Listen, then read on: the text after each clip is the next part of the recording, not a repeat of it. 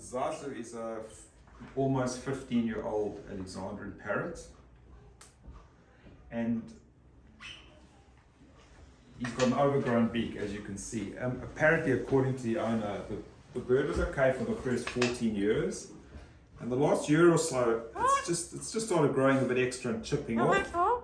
And now it's really bothering Zazu. In fact, Zazu has to turn his head sideways to get food in.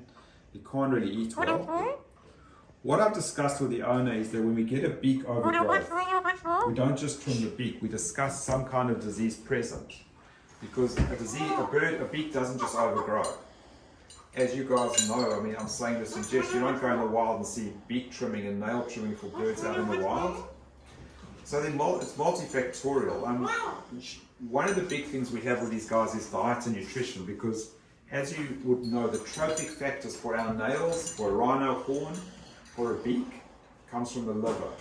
So if your liver doesn't produce all the keratin and the epithelial factors needed for a perfect beak, you get abnormal beak. And if the growth is abnormal, it can be excessive. So it's excessive abnormal growth. And interesting, in most of these cases, we find that the nails are abnormal as well. You can see the nails are very long. So our approach will be multifactorial. We've got permission to do bloods. We're trying to screen the bird for disease. We discussed perches that the bird can wipe, because the top beak, as you guys know, is kept short by filing it down itself. By the bird filing the top beak down, whereas the bottom beak is kept short by the bird grinding the beak against the top beak. And then we're going to change the diet. This bird gets a fair amount of grey sunflower seed, so we're going to slowly taper that down. We're going to use sunflower seed. I've discussed with the owner using pellets. We know who the star of the video is. You're being outshone. We've discussed, so any bird diet should include pellets, fruit, veggies, and also obviously we'd like seed, but we're going to change it from the grey sunflower seed to a cockatiel seed and then to a budgie seed. We're going to just change the whole breakup. And once he starts getting seed and smaller seed and other healthy food, maybe that'll make a difference. I can't guarantee. We generally, as you're going to see on the video, we're going to do it at the back. We're going to trim the beak without anesthetic. We obviously are worried about the beak fracturing and fragmenting, and I'll discuss some of the complications with the owner. He's aware of it. But this bird will be incredibly happy. Can you imagine to have a normal beak afterwards and blood? So this will be great. I'm looking forward to it. I'm looking forward to you doing it, mate. It's going to be heavy. Yeah, this will be great. And it's interesting, we post-COVID, and Steve's been telling us like how difficult it is to get a vet to come to your house. He loves 8 vets I ran. You ran 8 different vets. I've had one for 20 years. I've got another lady I landscaped her house. She's a vet. She couldn't come out. Everyone was busy. I understand that. COVID's caused a lot of issues, really. So. Has, isn't it? Yeah. But it's nice to have humans back in the clinic. I'm 9 months behind with work at the moment. Like, it's just, we've got that much work. So this bird I've discussed, this bird's indoors at night and outdoors in the day. Steve's got 2 other pets. He's got 2, I think a dog and a cat. Cat loves him. So what I discussed is, Luca's using this beak, which is amazing. He's actually using it, that it's actually stayed on. I actually see his nails really well at the moment. But just look how he uses the beak. I'm surprised it hasn't been caught in things. It's just almost a miracle. He seems pretty bright. He's a beautiful bird. Is he saying ow or no? Eh? Ow or no? Oh, if he pushes it and he goes, oh, he'll screech his head off in a minute. Zazu,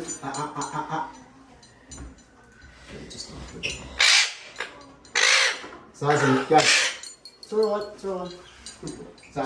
Interesting, Zazu, so some of our patients have been here for long. So Zazu was here 10 times between 2007 and 2011. He had major surgery. Hey, beautiful boy. So we haven't seen him for 11 years. It's alright. Settle down. So he was here in 2007, so... Good boy. Okay. So taking bloods, it's never that easy in birds. We take bloods without anesthesia. It's usually a one-person job. I've just done it here to get away from the chaos in the practice. I don't like the bird being distracted.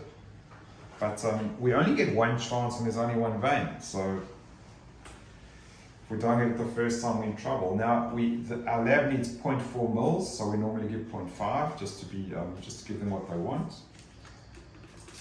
When you say we're in trouble, you mean they have to come back a different day? Well, the amazing thing is that this year we've never knocked up blood, but it is possible.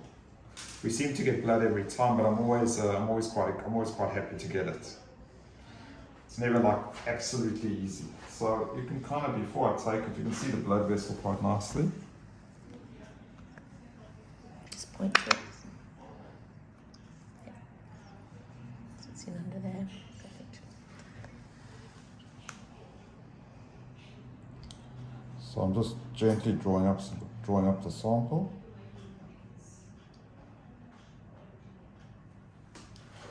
The bird's been really good. It goes into a lithium heparin tube. We put it out very slowly. We don't want to break the cells. We don't want any hemolysis or breakage of the cells. So the green tube is lithium heparin, it's an anticoagulant. And just like a martini, it's got to be gently mixed. We don't want this beautiful liquid, our beautiful sample. It's half a mil, it's exactly what the lab wants. So there's something in there to stop the blood clotting, isn't there? Yes, so it's called lithium heparin. It stops clotting, and it's a perfect media for bird blood. It's probably one of the better media we have, so it's quite mesmerizing. Now next thing's going to be doing the beak and repairing the beak a little bit. So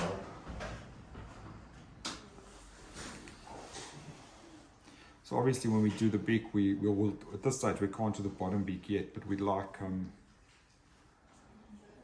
get it pretty close to what it needs physiologically. I don't want too much bleeding either, so I'll start off just taking off.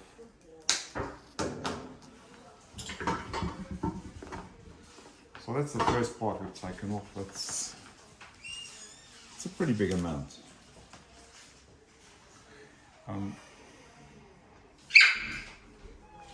Then we take a Dremel.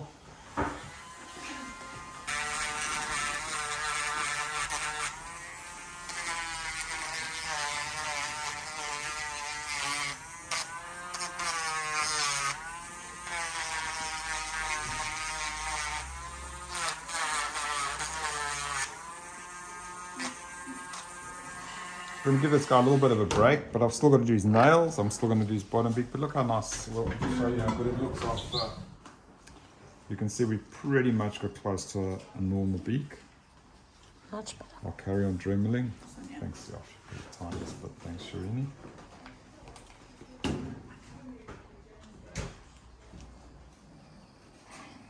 I mean, the nails are also really long. You can see how sharp and long they are.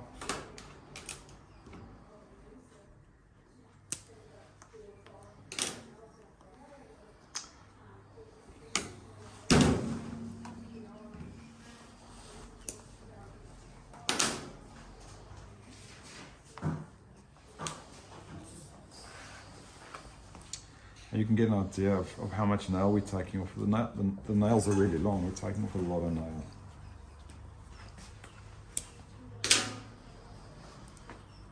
And as you can see, there are many ways to cut nails.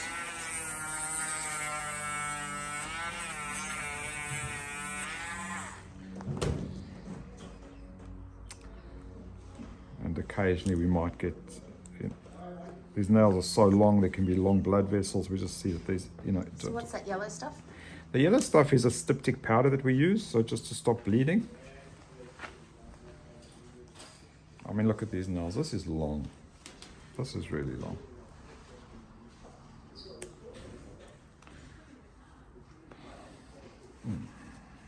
I wanted to show you guys the length of some of the nails.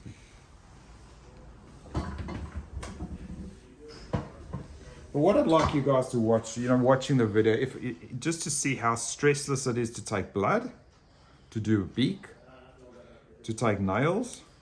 And it's not only stressless for the patient, it's stressless for the vet. See, I guess the towel can kind of look stressy, but the bird's quite calm in your hands, isn't it? My pulse is 56, so there's no stress at all. What's the bird's pulse? Well, he has a He's little going to kill me baby. by the end of this video. I think this bird's not used to handling, and I think he likes the handling. I'm going to put him down just for a short period, just because I've got to do the bottom beak. Now I'll just give him a little bit of a break.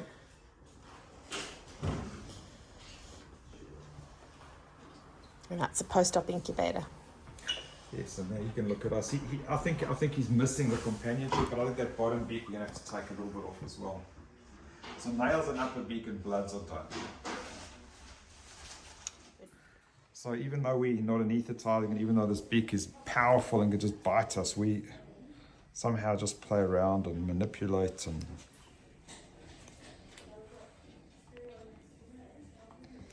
Jeez, this is hard.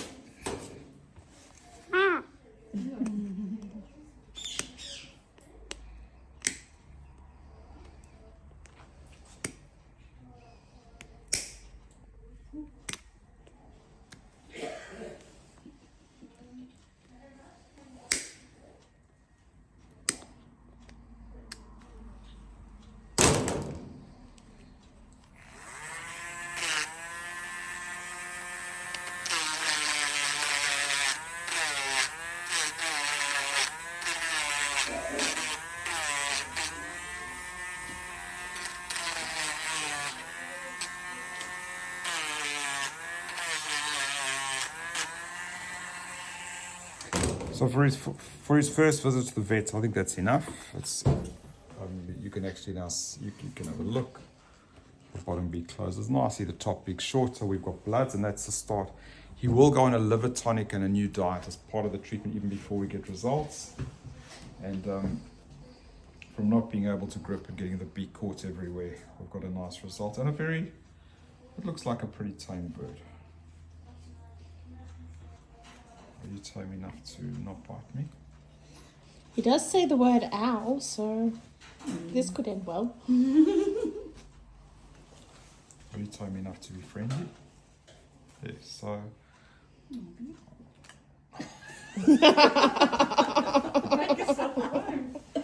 Perfect end to the video. Well done, darling. So, are we friends after doing your wing clip? Was it too stressful? Are you happy? So that's why I'm just saying to all of you watching this, you want to take your bird to at least a vet that's comfortable treating birds, comfortable working with them, and can get something done that, I mean, out there, a lot of guys are anesthetizing. Let's see the leg. Great shot. Hello, everyone. Hello, honey. Hi. Hello. Hello. Hello. Hi, Zazu. Talk. What is it? So What is heads that? up on that toy to those fibres that can ingest them. And that's an expensive surgery you do. What's that? That you know toy, good? yeah, really dangerous toy. Is it? Really dangerous, yeah. Oh my god. Even if they don't look like they're chewing it, they can actually swallow very fine fibres from it, and it builds up in the crop over time. We'll throw that out then. Yeah, it's not worth it. We'll keep his bell though, he loves it. So you've seen Zazu Pearson, the Alexandrine with an overgrown beak. And we said that beak overgrowth is often related to liver issues or metabolic issues. And I told the owner that we don't just clip the beak because there's clinical disease present. If you can zoom in a little bit, Mel, I can actually make it a bit bigger for the. I've got it. So this is cholesterol is 53.5. We use normal values very similar to humans. You want to be under 5. The triglycerides, another one, which is another fat, it should also be very low. And he has another liver enzyme, glutamate, GLDH, glutamate dehydrogenase. So these things would have major this is major pathology, and probably liver disease and abnormal liver function. That's why we've got the overgrown beak. So if we can get the cholesterol down and triglycerides down, we may be able to start addressing some of the beak problems. So for the people at home who are looking at this, they're not red. That's because there's no normals, but you know what you're doing. Yeah, so cholesterol, we know, like an average, most birds almost all birds should be under 8.